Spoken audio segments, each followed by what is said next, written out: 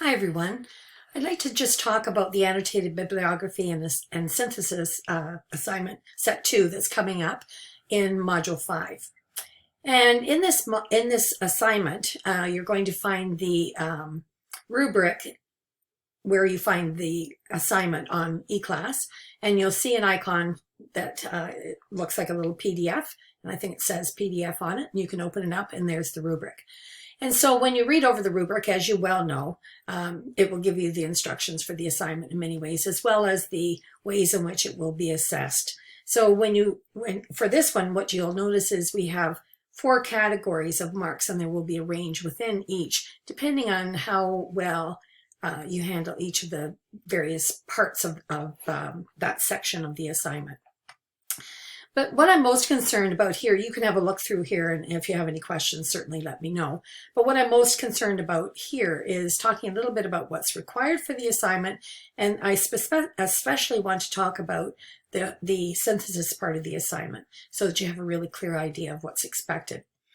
So first of all, you're going to create an annotated bibliography for all of the articles using the instructions from set 1. And in this case, you will be doing 7 articles. You'll be annotating 7 articles, and only 2 of those 7 articles can be from a professional journal. So we've talked about that before, and certainly again, if you have any questions when you look at something and you're not sure, let me know, and we can certainly talk about that. But that's how many you'll be looking at. The second part is going to be completing a scholarly synthesis of the key ideas arising from the 7 articles. And of course, they're going to be related to one another because you're looking at those articles in relation to the topic or question that you see yourself pursuing, at this point at least, in your own research. So you're going to look at those key ideas arising from the 7 articles in relation to one another and in relation to a potential research topic. You're going to look for commonalities and differences in the articles, use headings to organize your discussion. It's a maximum of 5 pages, so you're going to need to be very succinct and thorough. And of course, you'll use APA 6th edition guidelines for your citations. So let's talk more about the synthesis, because this is the part that's new. And so I think it's important for us to have a close look at what that might mean. So when you go to Module 5 on eClass, you'll notice at the bottom that there is a little icon. I think it's a PDF icon, I can't remember, but it says Planning a Synthesis Paper. And when you open it up, you'll get this, this set of papers that I'm going to show you. This was prepared for the University Writing Center. I think it was at Indiana University in liberal arts. And of course, in many of the literature courses and so on, this is something that we do a lot, is synthesize across readings to look at a particular theme. And essentially that's what you're doing, but you're focusing on the topic that you're looking at for your research. So while this is going to be helpful in thinking about what a synthesis is, it's not going to be exact. So I want you to read this over with a grain of salt and think about it in relation to the actual assignment that you're doing. But I think that there's lots here that you can actually learn from if this is something that you haven't done before. Of course, if you have, then you probably have your own way of approaching this. But if you haven't, this is maybe one approach that will help kind of get your feet on the road, and then you'll come up with your own way as you go along. And of course, as I said, this is replicating in many ways the process for doing a literature review in your research project. So this is a very worthwhile assignment for you because it gives you a chance to kind of work your way through what this might look like and get feedback from it and so on. Okay, so when you're planning a synthesis paper, they give you a series of steps. And one of the first things that they suggest is creating a grid. And I'm going to show you the diagram that they provide so you have a chance to have a look at it. But a grid is a way for you to, or kind of as they call it, a heuristic, to allow you to start grouping bits of information from papers across different different ideas from across papers, and thinking always, of course, in relation to the topic that you're having a look at.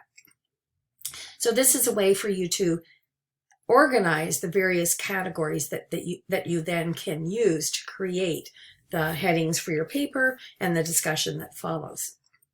So they give you some ideas for how you might do that, and much of that will be helpful just as it is. So here's a look at what that might look at. So in this case, their research question is, what role does capital punishment play in American society? Probably very different than any of the topics that you're approaching, but that's what they're looking at. So they then list the names of the authors down the side, which is a really handy way to, and rather than reading 1, reading 2, reading 3, and so on, you want to know who the author is so that you can go back to it easily.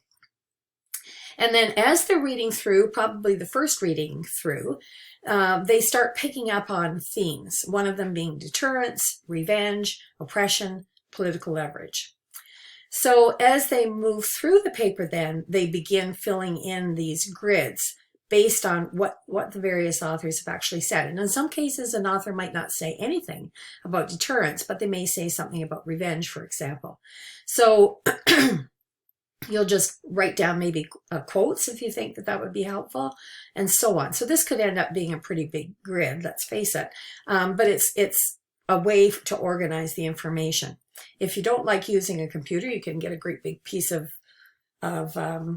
chart paper or something like that and do it that way if that's an easier way for you, whichever you choose. But it's a way to kind of grid out the information. You can also then begin to see how various themes start to relate to one another as you look at the various ideas as they emerge in this chart.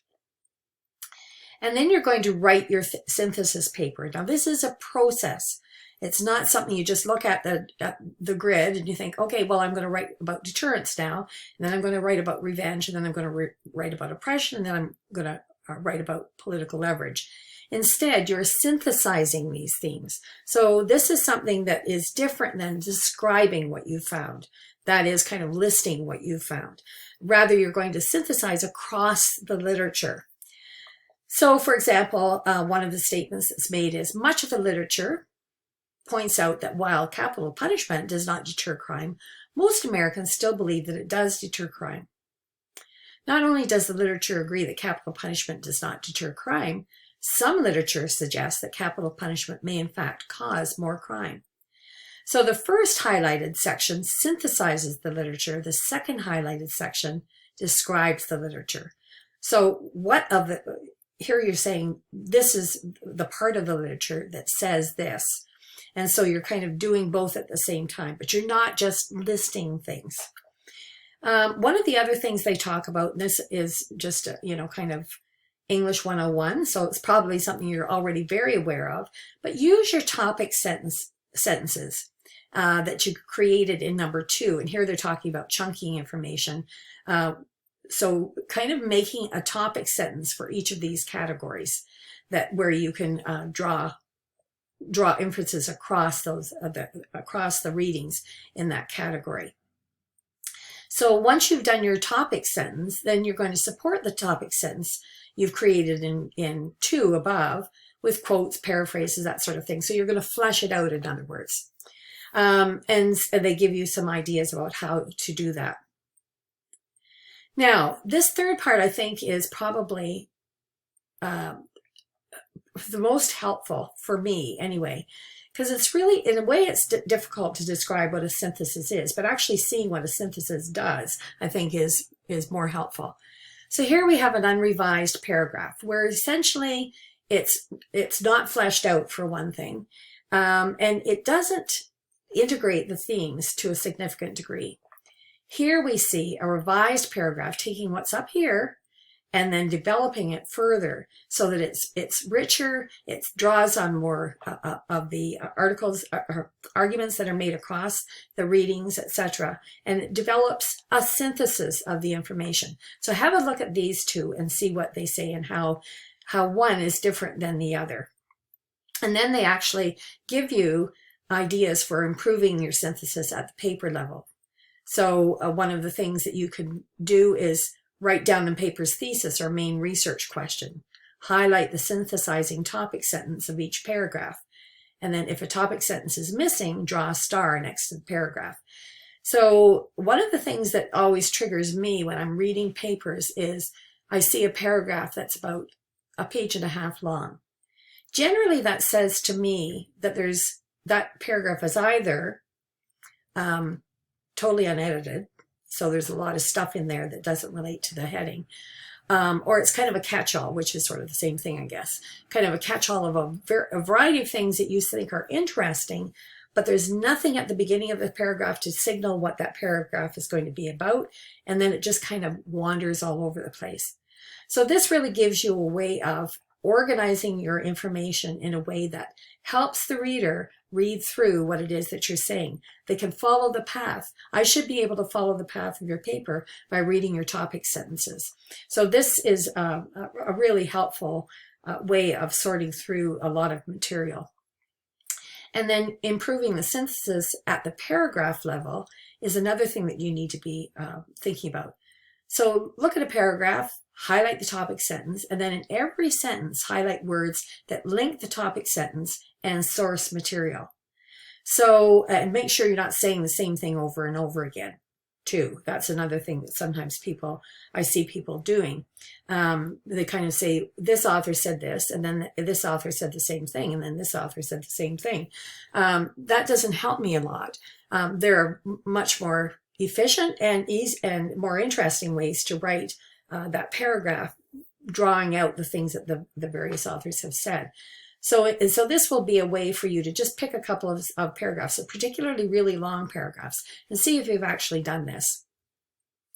And then they give you some tips for writing or revising as you go along that you may or may not want to do. This may not be as helpful for those of you who've done a lot of writing, but in terms of a synthesis, I think it's really a helpful way of approaching it. So I just wanted to talk about this handout a little bit so that you can see that I think it will be very valuable to you, probably for this assignment and certainly as you go along, because you'll be doing lots of synthesizing in your own research work. If you have any questions about anything that I've said, or as you're reading through this, if you have questions about it, please do let me know, and I'd be happy to answer your questions. And I wish you all the luck as you're putting this together. I don't think you need much luck, actually. You did very well in your first annotated bibliography, and I'm sure you will with this one as well. The synthesis is the new part, and that's why I've paid more attention to it for this assignment, and especially for your literature review as you move along in the process of doing your research. So all the best, and I hope that this has been helpful. Take care.